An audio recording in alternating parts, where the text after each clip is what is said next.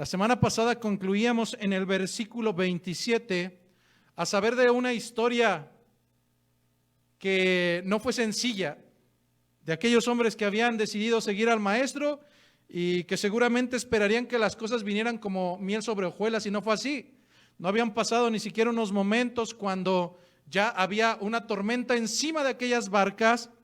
Y vimos la semana pasada cómo Jesucristo, con el poderío total característico del Hijo de Dios, toma control de esas tormentas, las apacigua, y veíamos como conclusión que en ocasiones serán necesarias.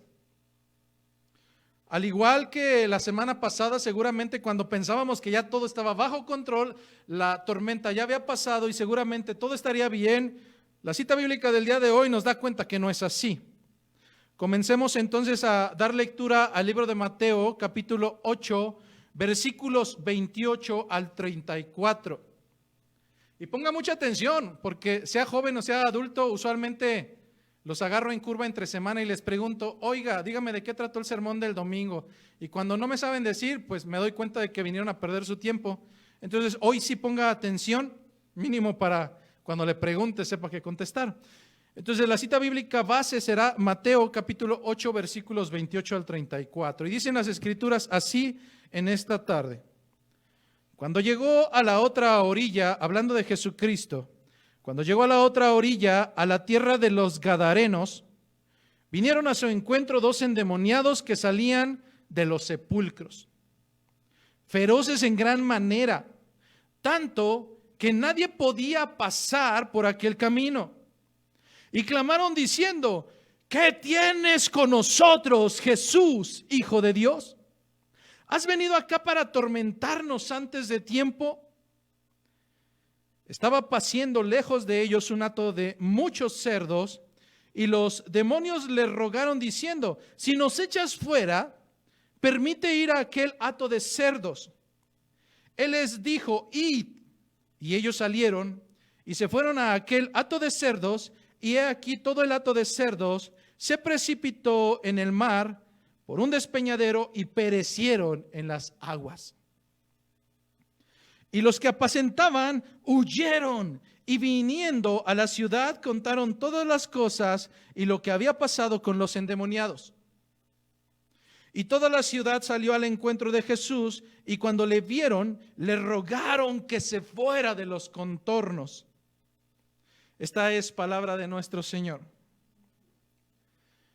A lo largo de las Escrituras podremos identificar una serie de textos bíblicos que ciertamente no fueron escritos de manera literal. Algunos de los textos bíblicos, bajo inspiración divina de Dios, fueron escritos bajo una estructura poética en donde el uso de ejemplificaciones, analogías, alegorías, parábolas, etcétera, funcionan simplemente a manera de ejemplificación para que la persona que esté escuchando el mensaje tenga una mejor comprensión. A veces será necesario explicar con peras y manzanitas para que esto suceda así.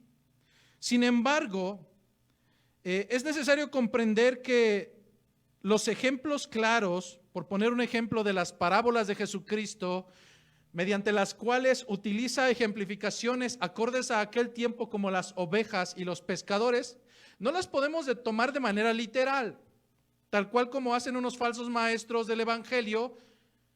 Durante la semana veíamos a una mujer pastora que decía literalmente que estaba justificado su trabajo porque en la Biblia se decía que había pastoras, más no pastores. Pues sí, lo que esta mujer tiene que comprender es que se habla de pastoras de animalitos, no de hombres. De verdad, si eso no lo comprendemos, estamos muy lejanos de tener una fidelidad en las Escrituras. Entonces, para evitar que nosotros caigamos en esa serie de bufonerías, es necesario comprender que libros y ejemplificaciones como las que utiliza Jesucristo, y que también más adelante utilizará el rey Salomón en el libro de Cantar de los Cantares, donde habla acerca de una sierva, una servantilla, no habla acerca de un animal, habla acerca de las cualidades de una mujer frágil, bella. De la misma manera como en Apocalipsis encontraremos algunas alegorías, similitudes, y que lejos de tomarlos a literalidad, simplemente se encontrarán llenos de simbologías para una mejor comprensión. Sin embargo, haciendo este paréntesis, es necesario comprender que el texto al cual nos referimos el día de hoy no contiene estas características poéticas. El texto que estaremos trabajando el día de hoy nos brinda la suficiente información física, geográfica y contextual para validar que en realidad no es una alegoría, sino es un hecho verídico. Así es que el día de hoy estaremos analizando lo descrito por 3 hombres. ¿Por qué por 3 hombres? Porque al igual que las semanas pasadas, este texto del día de hoy, del libro de Mateo, tiene 2 textos paralelos, es decir, 2 narraciones de la misma situación, pero en diferentes libros. Mientras Mateo narra la historia en el capítulo 8, versículos 28 al 34, al mismo tiempo lo narra Marcos en el libro de Marcos, valga la redundancia, capítulo 5, versículos 1 al 20. Pero también lo estará narrando el libro de Lucas en el capítulo 8, versículos 26 a versículo 39. Y tal como lo hemos hecho en las semanas pasadas, la intención del día de hoy será hacer una sola explicación, una sola exposición enriquecida con estos 3 textos paralelos, con información que se encuentra a nuestro alcance hablando de las Escrituras y no a través de mis suposiciones. Comenzamos entonces y la cita bíblica del día de hoy comienza así. Versículo 28. Cuando llegó a la otra orilla, hablando de Jesucristo, a la tierra de los Gadarenos, vinieron a su encuentro 2 endemoniados que salían de los sepulcros. Una información que no encontramos en el libro de Mateo, pero que Lucas complementa el día de hoy. Nos dice Lucas en 8:27 que este era un hombre que no siempre había estado en esa situación. Este hombre era un hombre que había vivido en la ciudad, un hombre que había vivido una vida normal como muchos de nosotros, pero que más ahora no vestía ropa ni moraba en una casa, sino en los sepulcros. El lugar que nos narran las Escrituras para poder validar su veracidad, el día de hoy corresponden a una región llamada Quersa, un pueblo donde han habitado hombres a los cuales se les ha conocido como los gerasenos, los gergesenos o también los gadarenos. En Quersa, que también ha sido conocida como Gergasa o Gadara, en la actualidad aún sigue habiendo ciertamente cerros que descienden abruptamente sobre las aguas y donde dan cuenta de que puede haber cuevas, las cuales se narran como los sepulcros en la cita bíblica del día de hoy. De tal manera que aún en la actualidad, la situación geográfica da cuenta de que este hecho tiene un fundamento. De tal manera que el día de hoy estaremos hablando de una situación real, con demonios que son reales y con endemoniados que también lo son. La pregunta que planteábamos en esta mañana es la siguiente. Entonces, hermano, en la actualidad, ¿sigue habiendo demonios? La respuesta clara es sí. Dios es real. Satanás es real. Los enemigos son reales. Sin embargo, para romper las expectativas y lejos de lo que se hace en otros púlpitos, quiero romper esas expectativas y decirte claramente que el día de hoy mi tiempo y el tiempo del pueblo de Dios no será utilizado para darte citas de Google donde te explique, como lo hacen en otros lugares, quiénes son los demonios, cuáles son sus nombres, dónde se encuentran ocultos, bla, bla, bla, bla, bla. No, de verdad. En esta mañana a mí me queda totalmente claro que este púlpito ha sido creado para hablar de Dios y no de su enemigo. Así es que en esta mañana no le daremos más importancia a estos seres de la que merecen.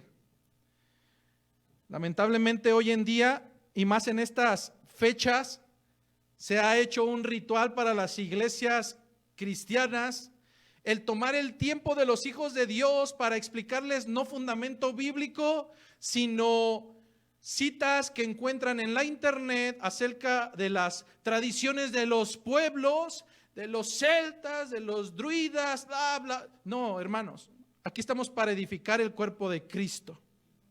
Así es que cuando Jesús y sus discípulos bajan de aquella barca y pisan tierra, de manera inmediata y repentina se encuentran con estos dos endemoniados que descendían de entre los sepulcros, los cuales se nos describe a través de las Escrituras no como pacíficos, no como bondadosos, sino como seres sumamente violentos. Surge una pregunta cuando los estudiosos empiezan a analizar los tres textos paralelos, porque mientras que en un texto se mencionan a dos endemoniados, en los otros dos textos solamente se menciona a uno.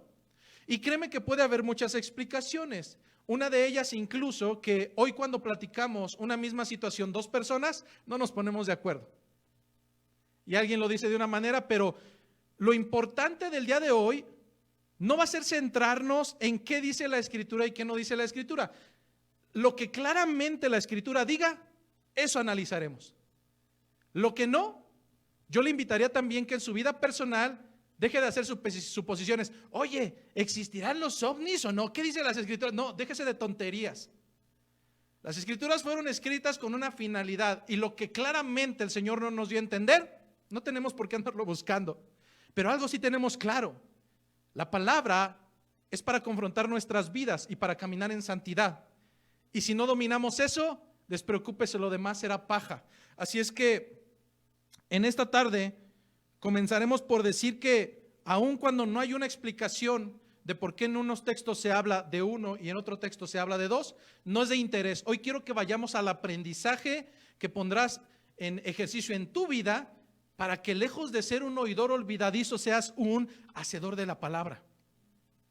Por tanto, aun cuando no viene descrito, ninguno de nosotros tendrá derecho a decir que hay una contradicción. Ese no es nuestro trabajo. Pero un aspecto que sí es importante destacar en esta mañana, a la luz de la aportación de Lucas, radica en la descripción de este endemoniado. ¿Quién era?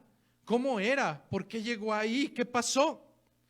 Pues aunque se nos narra que hacía mucho tiempo, muchos años, que esta era su situación, Lucas nos dice que no siempre fue así.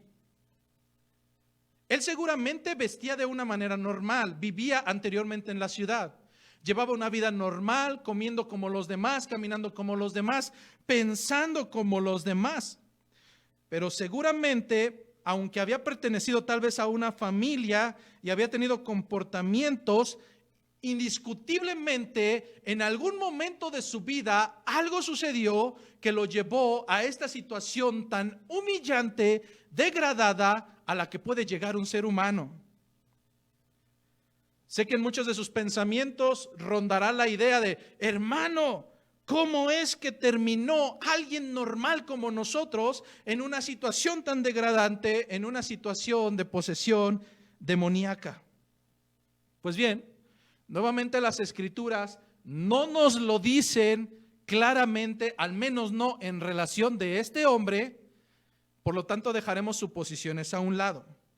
Pero lo que sí podemos encontrar en las Escrituras, enfocadas hacia un tema como este, son tres aspectos.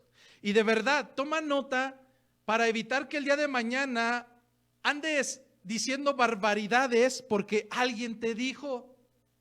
Es que en internet yo escuché que, no, hermano, de verdad, tiene que madurar conforme a las Escrituras y no conforme a los artilugios del mundo. Lo que sí podemos encontrar como enseñanza en las Escrituras es el punto número 1, que a lo largo de todo el fundamento bíblico no podrás encontrar la narración de que un creyente, un verdadero creyente, haya sido totalmente dominado por algún demonio. No lo hay. Así es que, es que el hermano Panchito se endemonió. ¿Cuál hermano? Escrituralmente no encontramos un fundamento que nos diga que un creyente puede ser poseído por una entidad demoníaca. No lo hay. Y darás cuenta poco a poco que vamos a ir derrocando algunas falsas doctrinas que por analfabetismo bíblico nos las apropiamos, pero que no son reales. El segundo punto que hay que destacar en esta mañana es que si llegase a haber una posesión demoníaca, a la luz de las Escrituras se produce, sí y solo si un cuerpo de una persona es totalmente controlado por una entidad o por un demonio. Al igual que este hombre, la persona debería de perder su decisión propia. Ya no habla él, hablan los demonios, ellos responden. Nadie en su cabal juicio se heriría a sí mismo, ni correría desnudo. Bueno, en la actualidad, quién sabe, hay tanta depravación, pero en realidad no lo hay. El tercer aspecto que sí a la luz de las Escrituras podemos comprender es que para que un demonio habite una casa será necesario que esa casa se encuentre vacía, que el lugar se encuentre vacante. Por consiguiente, el punto número 3, podemos comprender que la habitación, la vivienda de un verdadero creyente no se encuentra desocupada. A la luz de 1 de Juan 4 se nos dice que se encuentra habitada ya, pues mora en él el Espíritu de Dios. Por eso el día de hoy, durante la alabanza, abarcamos 2 citas bíblicas que van referidas a esto. Más adelante retomaremos alguna de ellas.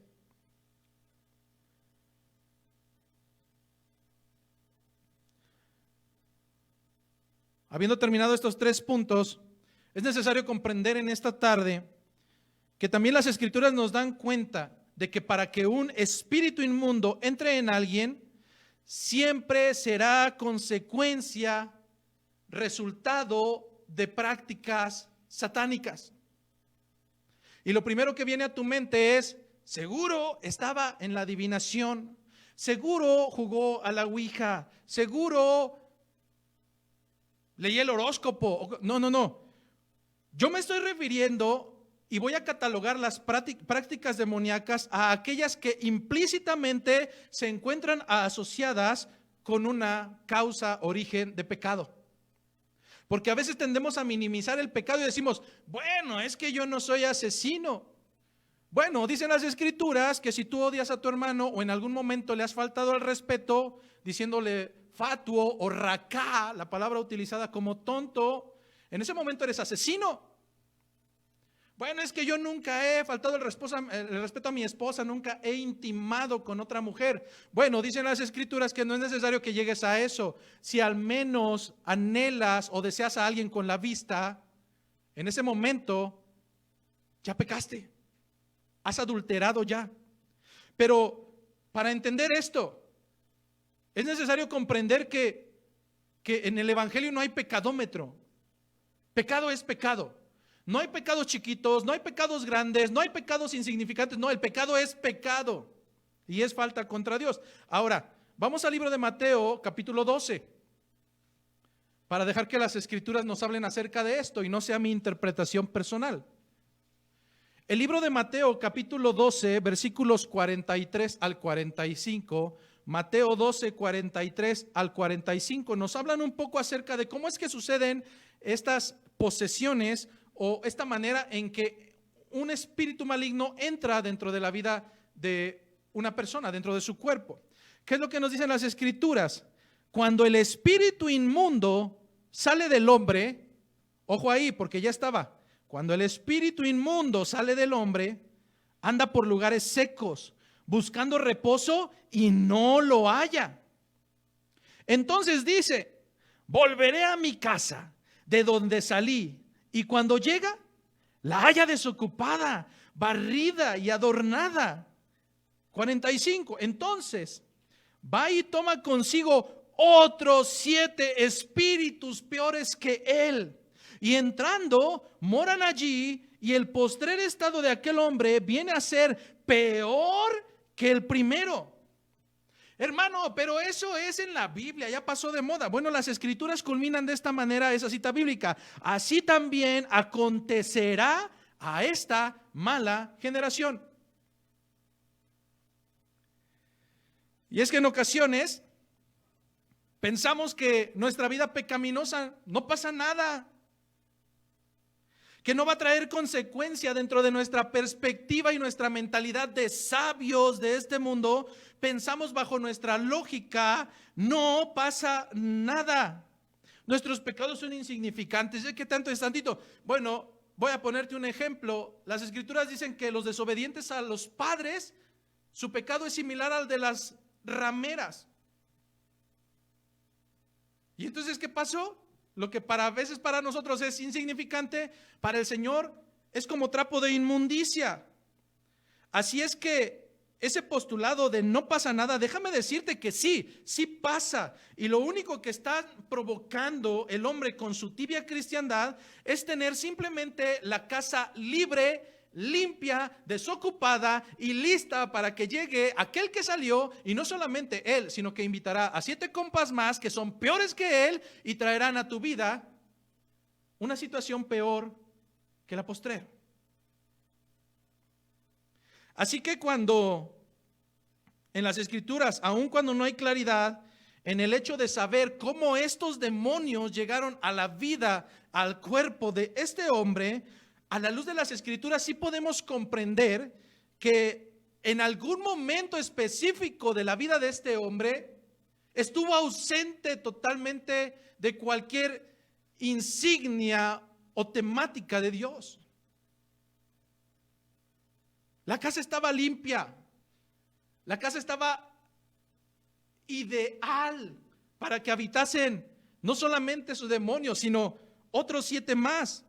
Lamentablemente, en la vida infortunada de este hombre, bajo y fuera de la cobertura de un Dios todopoderoso, lo único que consiguió es que su vida fuera propensa a que su propio pecado desmedido fuera la antesala de la habitación, no de uno, dicen las escrituras, de muchos demonios. Este hombre simplemente terminó siendo esclavo de su propia concupiscencia, de su propio pecado. Es así como llegamos a una primera conclusión, y de verdad, para que el día de mañana no andes, esa botella de refresco es el demonio, porque si la volteas al revés, déjese de verdad, déjese de situaciones de pérdida de tiempo. La primera conclusión que sí podemos llegar a la luz de las escrituras es que los demonios no tomarán control de aquellos que caminan en el Espíritu de Dios. No sucede así. Durante el inicio de la alabanza citamos Gálatas 5. ¿Qué nos dice Gálatas 5 para reforzar esta primera conclusión? El Espíritu, hablando del Espíritu de Dios, es contra la carne. No son amigos, son contrarios. Y estos se oponen entre sí. ¿Para qué? Para que no hagáis lo que quisierais. Primer conclusión, si hay alguien que es endemoniado y que ya no tiene dominio propio, simplemente es porque no tiene dentro el Espíritu de Dios. Y nunca lo tuvo. Así es que una persona no es poseída por ver a otro endemoniado porque es débil, mucho menos por ver una película, por escuchar una canción. Un hombre o una mujer llegan bajo una posesión demoníaca a causa y como resultado de su vida pecaminosa. No más. En algún momento conocimos a una persona, y solamente como comentario de qué es lo que sucede allá afuera, pero esto sucedió en una iglesia. El hombre servía día, noche, madrugada, la iglesia cantaba, hacía obras. ¿Sabes de lo que te hablo? Y después de muchos años llega la noticia fatal de que el hermano cayó en adulterio. Lo más preocupante es que tanto un pastor como su hijo y su familia empezaron a dar el veredicto de por qué había sucedido eso. No, hermanos, es que el hermano cayó en adulterio porque vio la película de Crepúsculo.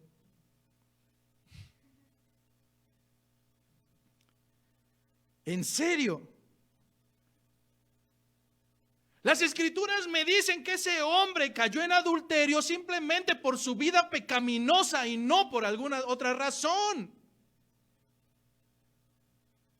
Estuvo expuesto a la mujer ajena y a veces le echamos la culpa a Satanás, a las películas, a la música. No, tu vida pecaminosa es la que tiene sed y hambre de ser falto delante de Dios. Y a veces por 5 minutos, 10 minutos, 15, somos como Esaú.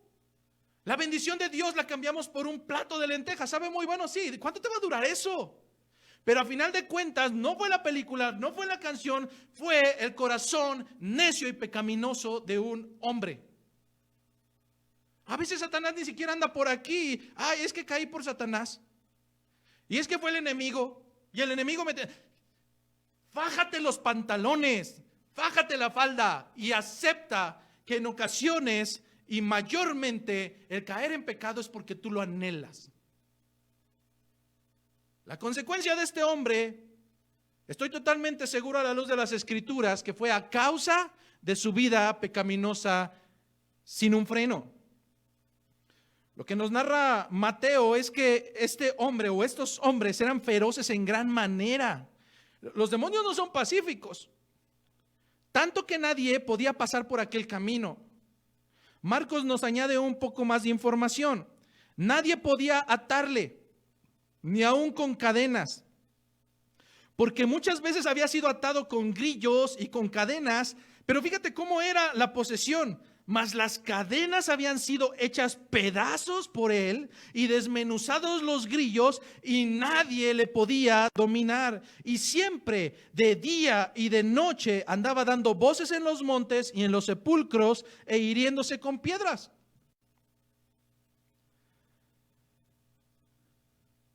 Estos enemigos habían abarcado a este hombre, y este hombre ya no tenía decisión propia. Sus pensamientos, su conducta, toda era dominada por los demonios.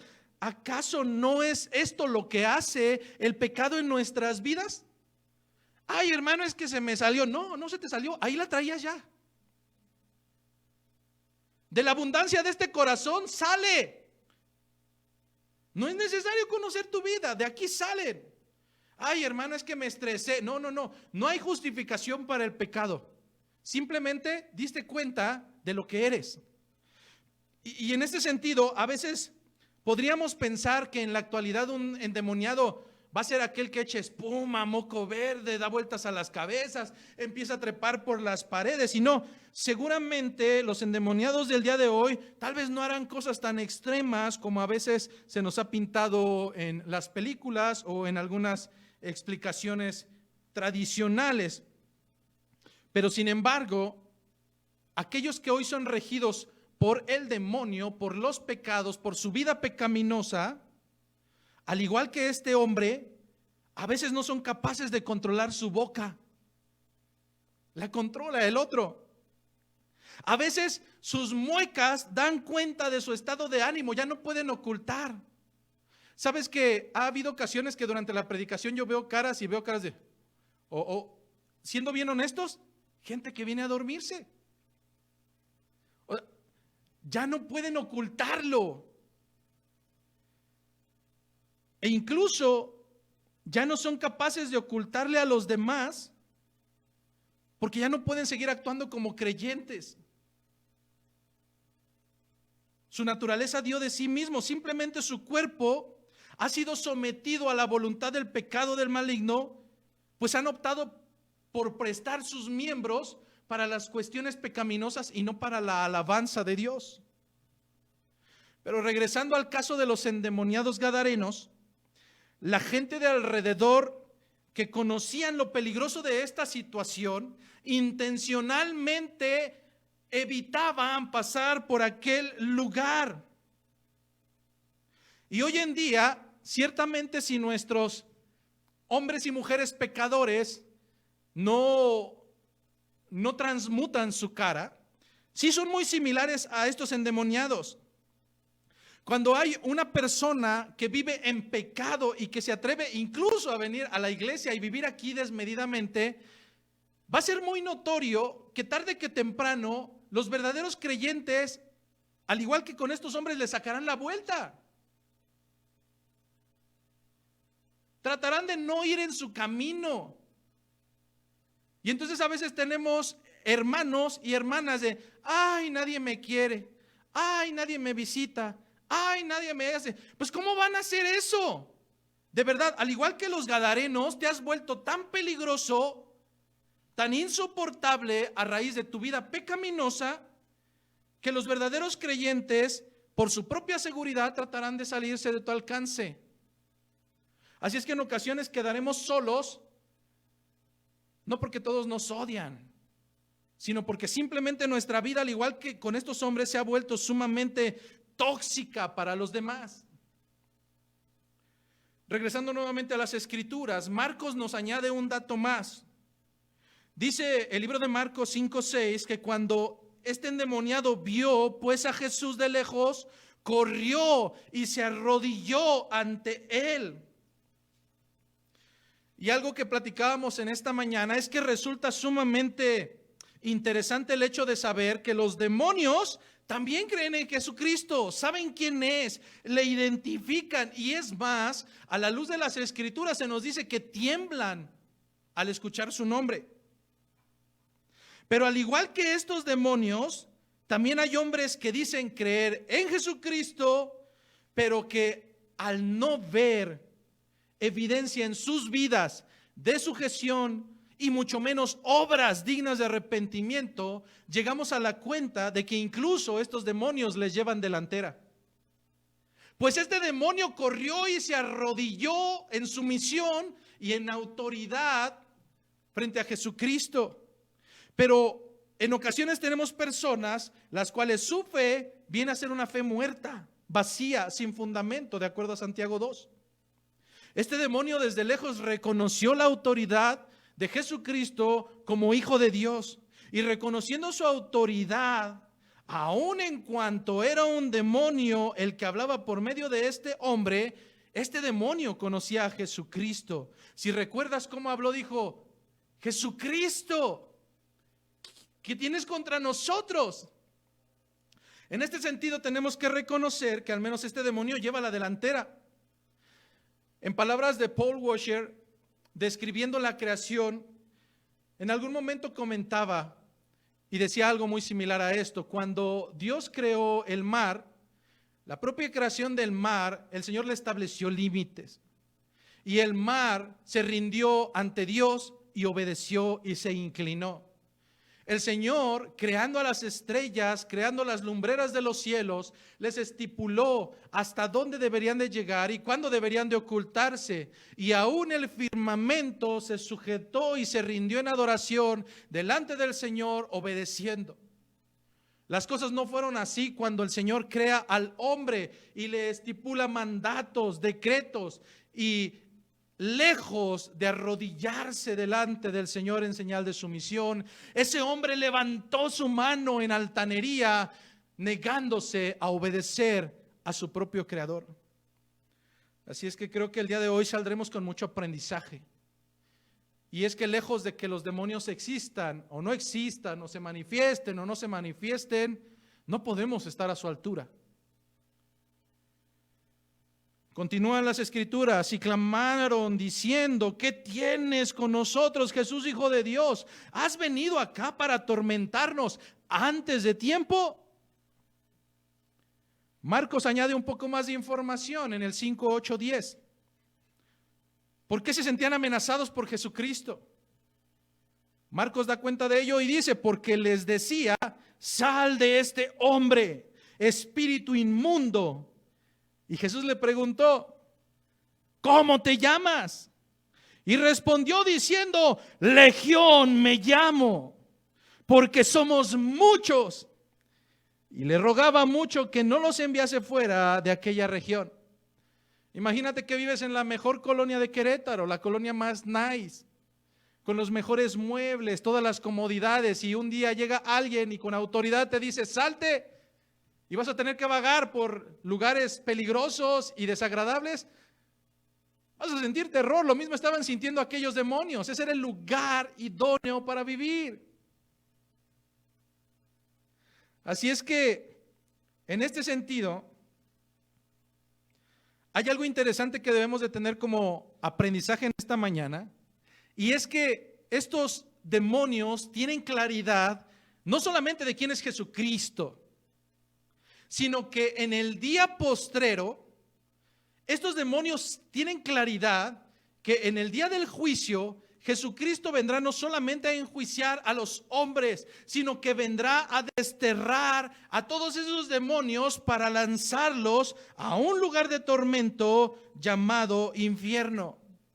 Por eso cuando los demonios vieron directamente a Jesucristo dijeron, hey, si todavía no es el tiempo, ¿a poco nos vas a atormentar antes de que llegue aquello que está escrito? Pero es curioso saber que aún los demonios saben acerca de la existencia del infierno y que estarán ahí atormentados por la eternidad. Y aquí es donde resulta curioso que en ocasiones a los predicadores se nos pide, hermano, ya no hable acerca del infierno. Hermano, ¿por qué siempre habla acerca de juicio? Hermano, usted no tiene amor porque siempre dice del arrepentimiento. Y hasta en ocasiones se nos ha hecho invitación a no hacerlo por amor a los nuevos. Pues por amor a los nuevos y por amor a sus almas, es por quienes nosotros hablamos del infierno. Es la razón por la que nosotros hablamos del arrepentimiento. Es la razón por la cual hablamos del juicio. Pues si aún los demonios saben que terminarán ahí, ¿por qué no advertir a los hombres que de no encaminar sus pasos conforme a Jesucristo tendrán el mismo fin? Un buen médico no es aquel que le oculta el cáncer a una mujer como diagnóstico. Un buen médico es aquel cuando viendo los primeros brotes le advierte que algo difícil está por venir por amor a su vida. Porque mientras hay tiempo hay esperanza. Pero imagínate a un médico que le da la noticia, aún sabiendo cuál será el desenlace, le da la noticia a ese hombre o a esa mujer un día antes de que muera. ¿Eso es amor? No. Eso es no estimar a la persona. Y por amor a las almas es que en este púlpito no te motivamos. Por amor a las almas es que en este púlpito no vas a escuchar palabras de bienaventuranza económica. Por amor a tu alma, en este púlpito se seguirá hablando de arrepentimiento, de infierno, de transformación por medio de Cristo Jesús.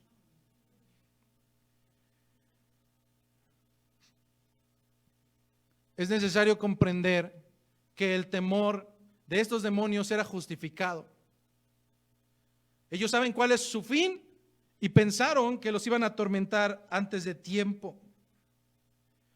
Pero en esta escena, lo sorprendente no es que haya hablado un demonio, sino la cantidad infestada que se encontraban ya habitando el cuerpo de un hombre.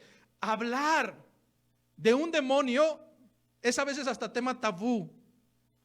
Ahora hablar de muchos demonios que cohabitan en un mismo cuerpo, esto es impensable. No es lo mismo entrar a una casa, a una vivienda grande como esta y de repente tal vez y solo tal vez corra un chimencito, una cucaracha, una sola. No pasa nada. La mato y se acabó el problema.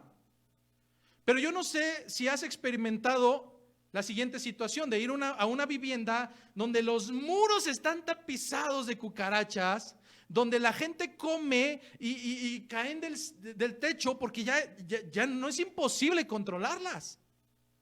Es sumamente desagradable. Lo que se nos está narrando en las escrituras no es de un demonio. Cuando Jesucristo demanda saber su nombre, la respuesta simplemente es aterradora. Legión me llamo porque somos muchos. A través de un diccionario confiable, encontramos que la palabra legión se asociaba a un concepto de la milicia de aquel entonces, y cuando se hablaba de una legión, según los historiadores, se hablaba de un promedio de entre 5,200 y 6,000 soldados a pie, más 300 soldados que andaban a caballo. En resumen, podemos entender que una legión, en palabras del concepto militar, suman un total de entre 5,500 soldados y 6,300. No estoy diciendo que la cantidad exacta de demonios que habitaba en este hombre oscila entre este parámetro, pero esas fueron las palabras. Legión me llamo porque somos muchos. Entonces, para tener una aproximación, no es lo mismo que alguien diga, ay, traigo un demonio. No, traigo entre 5,500 y 6,300. Así es que el hecho de tener esta situación, vemos que el postulado justificante de, ay, no pasa nada. ¿Qué tanto es tantito? Un poquito de pornografía. Nadie me va a cachar.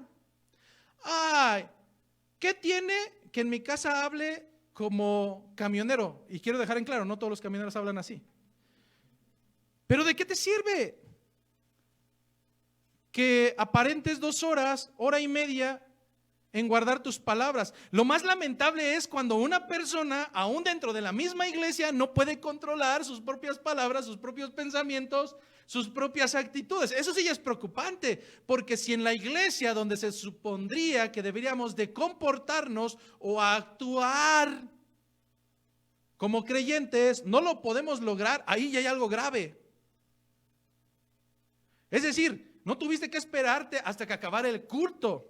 No, vociferas con los hermanos. Tu naturaleza sale a flote. ¿Por qué? Ya no lo puedes controlar. Ahora, es importante comprender que en ocasiones el evangelio no podrá tener el mismo efecto en todas las personas.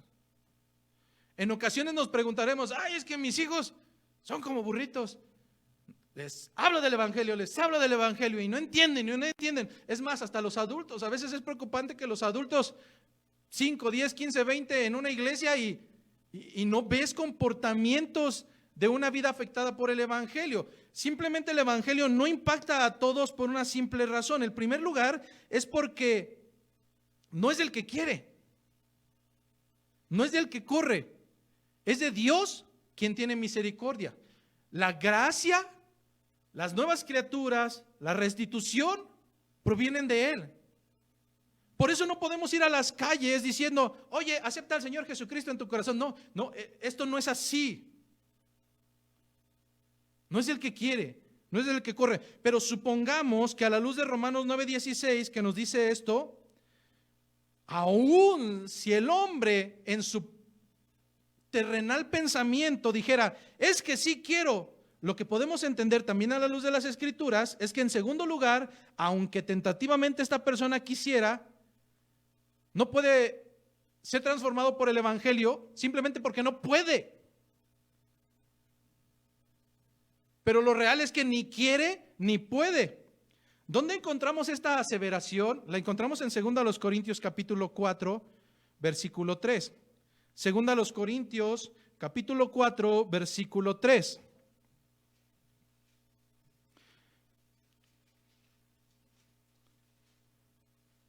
Segunda a los Corintios 4, 3 nos dice lo siguiente: pero si vuestro evangelio está aún encubierto, entre los que se pierden está encubierto, en los cuales el Dios, y ponga mucha atención en esto, no se escribió Dios con D mayúscula. Esa es la importancia. A veces en la internet dicen, ay, malvado, escribió D con D minúscula. Lo importante no es la ortografía, lo importante es el sentido. Cuando escribes Dios con D minúscula, se está refiriendo a Satanás. Nuevamente, en los cuales el Dios con D minúscula de este siglo cegó el entendimiento de los incrédulos, para que no les resplandezca la luz del evangelio de la gloria de Cristo, el cual es la imagen de Dios. Hermano, es que yo no estoy endemoniado, yo actúo con libertad.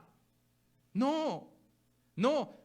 A veces el incrédulo pensará que tiene libre albedrío y que todo lo que hace quiere y que cuando él quiera para lo que está haciendo y que qué tanto es una y la mitad de luna. No, ese hombre o esa mujer actúan en su libre albedrío dentro de una jaula como un ave. Ellos piensan que pueden volar de aquí a allá y de allá, pero no se han dado cuenta que están encarcelados y esos barrotes son creados a raíz del pecado. Conforme a su propio pecado tienen libre albedrío. Si te das cuenta, tienen libre albedrío, ¿para qué? Para hacer el mal. Solamente para eso. ¿Por qué no tienen esa libertad? Porque al igual que este hombre gadareno, su vida pecaminosa da cuenta de que no tienen esa libertad. Las escrituras continúan en el texto base, versículo 30. Estaba paciendo lejos de ellos un hato de muchos cerdos. Y los demonios le rogaron diciendo: si nos echas fuera, permítenos ir a aquel hato de cerdos. Es importante destacar un siguiente aspecto, y es que un verdadero creyente es aquel que conoce a Dios. No solamente que conoce los atributos que le gustan y que le convienen de Dios. Porque a veces decimos, ¿conoces a Dios? Sí, claro, Dios es amoroso, Dios es todopoderoso, es el rey del oro y de la plata. Ah, sí, pero ¿no conoces que el Señor es juicio? ¿No conoces que el Señor es ira? ¿No conoces al Señor que traerá tarde que temprano juicio para las vidas pecaminosas? Pues al igual que esto, un creyente verdadero que realmente conoce a Dios sabrá específicamente como distintivo, no solamente de Caminando por Fe Querétaro, ni Barcelona, ni Ticul, ni Cleanborn.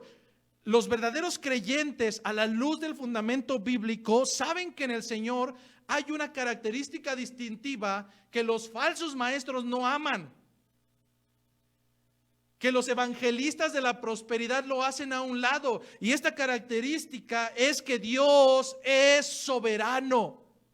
Dios hace lo que Él quiere, cuando Él quiere, como Él quiere, con quien Él quiere, y lo hace simplemente porque es Dios, por el simple efecto de su voluntad. Así es que todas esas chistosadas de ato, desato, las correas del zapato y no, ¿quién eres tú? ¿Has venido a poner el nivel de tu fe en comparación con Dios? No. Si bien Satanás y nosotros decimos que somos poderosos, pues déjame decirte que hay uno que es todopoderoso y se llama Jesucristo. Así es que no le des más importancia a Satanás de la que merece. Si bien Él es poderoso, nuestro Dios es todopoderoso, y en este sentido Satanás no podrá obrar conforme a esa voluntad de Dios si Dios en su soberanía no lo permite. Primera causa, ¿por qué fue endemoniado? A causa de su pecado, a causa de que esa casa estaba limpia, no había alguien quien habitara en ella. Pero en segunda, Dios tuvo que dar la petición positiva de que fuera así. Hermano, ustedes están sacando unas doctrinas. No, lo podemos encontrar en las historias de Job y la podemos encontrar en la historia de Pedro. La historia de Job, si sabemos que Job, qué bueno, y que resurgió, pero no por sus fuerzas. Job era insensato. Job renegó incluso y maldijo el día en que había nacido. Pero algo peculiar de la historia de Job es que fue Dios quien permitió bajo su soberanía que su vida fuera trastocada en 3 ocasiones. El enemigo no tiene libertad. A veces decimos, no, y que me cubro y me descubro y que no. Debemos de comprender en esta mañana bíblicamente que Satanás incluso no puede mover un dedo si Dios no lo permite antes bajo su soberanía. Lo mismo sucede con la historia de Pedro, cuando después de haber sido cacheteado por Jesucristo, no literalmente, Jesucristo le dice a Pedro, Pedro, Satanás ha pedido tu vida para ser zarandeado como a trigo. ¿Qué fue lo que hizo? Pidió pero por consiguiente también fue autorizado. Oiga, pero Pedro era apóstol, discípulo. También los que venían en la barca y que estuvieron en medio de la tormenta. Pero lo más interesante no fue el permiso que se le da a Satanás de zarandear la vida de Pedro como a trigo, sino que Jesucristo le dice, pero yo estaré rogando para que en medio de esta situación tu fe no falte. Así es como llegamos a una segunda conclusión.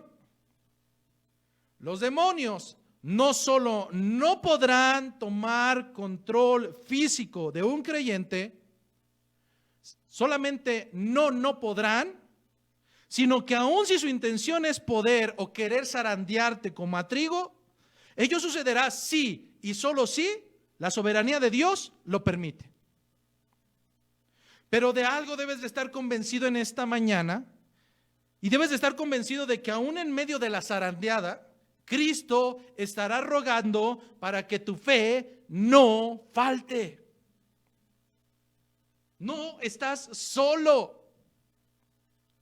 Así es que los demonios gadarenos estaban conscientes totalmente de este hecho, de que sin el permiso de aquel Jesucristo con autoridad lo permitía, no podrían salir de ese cuerpo para poder habitar en el cuerpo de los cerdos. La presencia de los cerdos estaba a corto espacio de donde se sitúa la escena entre Jesús y los endemoniados, y entonces hace intencional y sencillo que estos quieran pasar y no hay una razón, al menos no lo sabemos del por qué pidieron esto.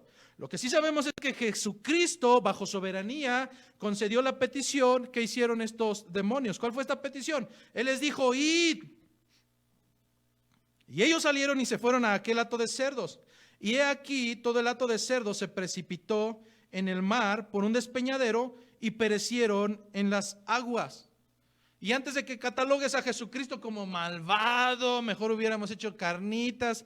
No, en aquel entonces el pueblo judío estaba bajo la ley mosaica. Lo que estaban haciendo al tener la producción o el hato de cerdos era ilegal para un judío. Era deshonroso criar cerdos, eran animales inmundos.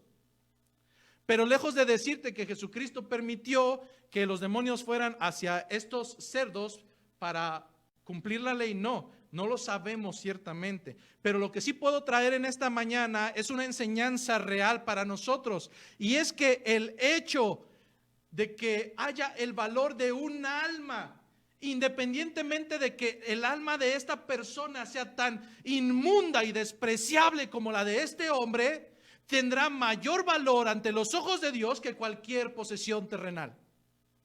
Y es a veces lo que no hemos comprendido. A veces será necesario tener paciencia con aquellos que ante nuestros ojos son inmundos, despreciables. Hermano, es que ¿cómo le puede tener paciencia a esta hermana que bla, bla, bla, bla, bla? Ante los ojos de Jesucristo, aún el alma de una persona inmunda tiene valor suficiente por encima de cualquier posesión terrenal. El alma de una prostituta, bueno, tú eras mentiroso. El alma de un drogadicto, bueno, a lo mejor tú robabas. Y bajo el nivel es lo mismo. La de un homosexual, por supuesto, siempre y cuando venga arrepentimiento para caminar conforme a los estatutos de Dios. Así es que los demonios que estaban totalmente convencidos de que habían recibido ese permiso, optaron por hacer esta situación y no sabemos la razón, simplemente el aprendizaje que hemos dicho. En este sentido, creo que en ocasiones como creyentes no hemos comprendido nuestro trabajo. Y a veces nos justificamos en no llevar el evangelio porque no estoy preparado. Nunca vas a estar preparado. Pedro no lo estaba. ¿No había pasado unos instantes después de la aprehensión del Señor, cuando había cortado una oreja? Y después de eso no pasaron unos momentos cuando negó al Señor, y no pasaron unos momentos cuando entonces Pedro, en el día de Pentecostés, Dime si estaba preparado.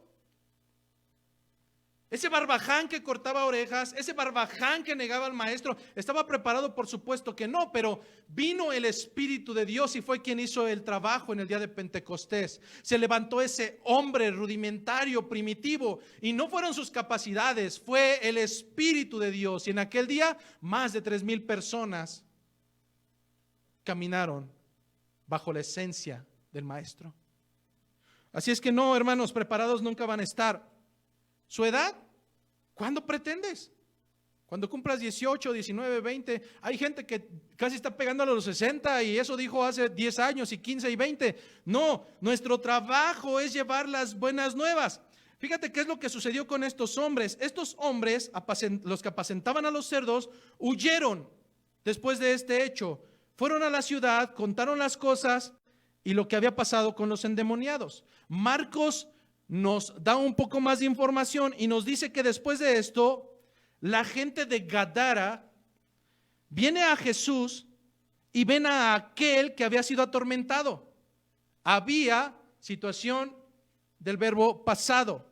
Había sido atormentado del demonio y que había tenido la legión, pero ahora se encontraba sentado, vestido y en su juicio cabal, y tuvieron miedo. ¡Qué tontería! Es decir, a ver, ese hombre no siempre fue endemoniado. Estos hombres le conocían, pues había habitado con ellos en la ciudad. Ellos sabían que en algún momento había sido normal como tú, pero al igual que muchos de ustedes, su vida pecaminosa lo llevó a esta situación degradante, a vivir como muerto viviente, lastimándose entre los muertos, entre las tumbas. Pero ahora, a causa de su situación, aun cuando vivía ya no en una casa, sino en los sepulcros, aun cuando habían intentado domarle sin éxito, había roto cadenas y grillos, no descansaba, pues de día y de noche daba gritos por los montes, no solo incomodaba a los demás, sino que asimismo se hería con piedras. Esos hombres habían dado cuenta de esta situación, pero ahora veían a un hombre que bajo la autoridad de Jesucristo se encontraba libertado de los demonios y se encontraba nuevamente en un estado normal, sentado, vestido, en su juicio cabal. Sin embargo, la actitud de estos hombres y mujeres, lejos de gozarse con los que se gozan, me dicen las escrituras que tuvieron miedo. La actitud fue contraria y adversa de lo que trae Cristo a nuestras vidas. Y antes de que pienses que esto era con los gadarenos, no, lamentablemente, amigos, creyentes, hermanos, esto sigue sucediendo hasta nuestros días. Hombres y mujeres que al ver la mano de Dios, al poco tiempo, igual que Dory, la de Buscando a Nemo, se olvidan. Primero saltan de alegría, sí, el Señor me sanó y el Señor me libertó, y 5 minutos después, ¿y Nemo? ¿Y Nemo? De verdad, no has comprendido el Evangelio. En un momento veremos no la respuesta de los ciudadanos, la respuesta del gadareno endemoniado. Pero lastimosamente en nuestros días, incluso nuestros familiares, al saber que ahora somos hermanos separados, bueno, en primera no somos ni hermanos, pero ellos nos llaman así. No somos del mismo padre. Pero a veces las familias, al saber que somos hermanos separados, a veces hasta emiten juicio. Es decir, te conocieron cuando vivías en la porquería, te conocieron cuando vivías en la suciedad, te conocieron cuando, al igual que muchos de ellos, te denigrabas durante un fin de semana o durante toda la semana, y aún viendo lo que ha hecho Jesucristo en tu vida, emiten juicios. Mejor preferiría verte muerto que verte aleluya. No ha cambiado mucho la situación de los ciudadanos gadarenos. La vida pecaminosa sigue dando cuenta de las actitudes hoy en día. Pero lo que me interesa, dejando de lado la intención de los gadarenos, de los ciudadanos, no es su intención de ellos. Lo que me interesa es la respuesta del ex endemoniado. Marcos, y casi vamos finalizando, Marcos me aporta más información. en el capítulo 5 de Marcos, versículos 18 al 20, Marcos 5, 18 al 20, me narra la siguiente escena que creo que es la cereza del pastel, la parte más hermosa del día de hoy. Al entrar él, hablando de Jesucristo, al entrar él en la barca, el que había estado endemoniado le rogaba. ¿Qué es lo que le rogaba? Le rogaba que le dejase estar con él. Mas Jesús no se lo permitió, sino que le dijo: vete a tu casa, a los tuyos, y cuéntales cuán grandes cosas el Señor ha hecho contigo y cómo ha tenido misericordia de ti. ¿Y qué hizo este hombre? Y se fue y comenzó a publicar en Decápolis, la ciudad más grande, cuán grandes cosas había hecho Jesús con él, y todos se maravillaban.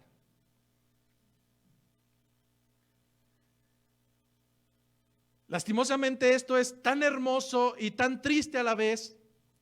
Hermoso porque este hombre comprendió lo que había sucedido con su vida, pero triste porque eso no sucede el día de hoy en las iglesias locales.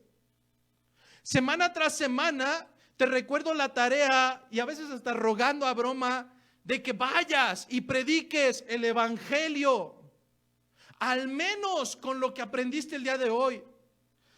Lastimosamente me doy cuenta que es necesario aún incentivar a aquellos que no han madurado en la fe, que no han comprendido el sacrificio de Jesucristo.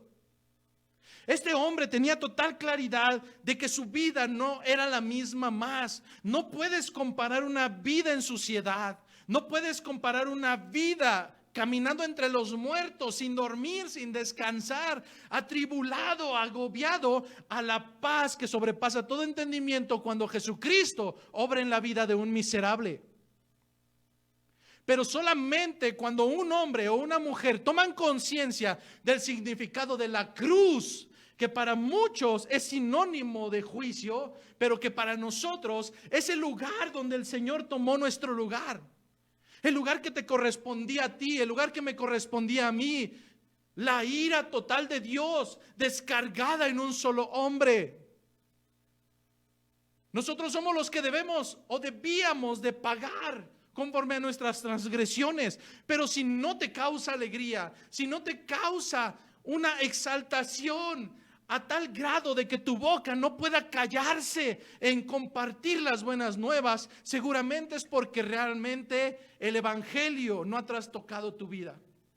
Probablemente aún te encuentras cegado por el príncipe de la potestad del aire, por el Dios de este mundo. Pues solamente aquellos que comprenden lo que el Señor ha hecho con sus vidas no pondrán una justificación para ir y llevar el evangelio a toda criatura. Y cuando una persona realmente comprende, consciente y racionalmente este hecho maravilloso, podrá decir lo que decía aquel escritor en Juan 8:32: y conoceréis la verdad, y la verdad os hará libres.